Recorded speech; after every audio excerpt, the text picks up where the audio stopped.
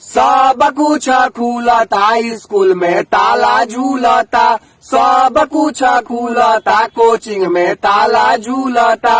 गइल पढ़ाई तेल अंडा में, लइका लिखना पढ़सन ठंडा में। जाए नीतीश चाचा नाश कई दियल, एजुकेशन सिस्टम में बड़का बांस कई दियल।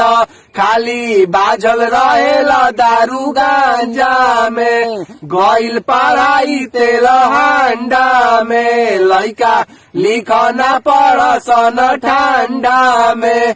ऑनलाइन क्लास खाली बड़ुए बहाना, लइका लइकिन के दिल रील प दीवाना।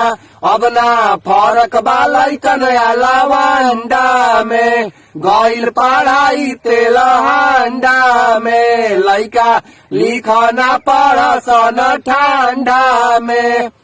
ये नीतीश चाचा नमस्ते, हम दोनों भाई आपसे बड़ी नाराज हैं। आपके बिहार में बड़ी स्थिति खराब है। आप खाली शराब पे और शराबियों पे ध्यान दे रहे हैं, शिक्षा रोजगार पे तो ध्यान नहीं है आपका। बड़ी सोचे थे बचपन से कि पढ़ लिख के हम लोग बड़ा आदमी बनेंगे, पुलिस बनेंगे, लेकिन आपके चलते सब सपना टूट जाएगा लगता है। क्या दीजिएगा हम लोगों को? ए नीतीश चाचा, अगर कुछ नहीं दे सकते हैं तो रोजगार के जगह पे 2 लेमन चूछे दे दीजिए, हम लोग बैठ के चाहते रहे।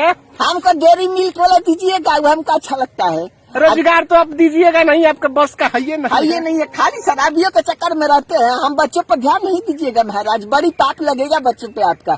जान लीजिए ना, हम मम्मी पापा से कह दिए हैं कि अगला बार इनको वोट नहीं देना है, नहीं देना, ठेंगा देना है। ठेंगा। आई हट यू।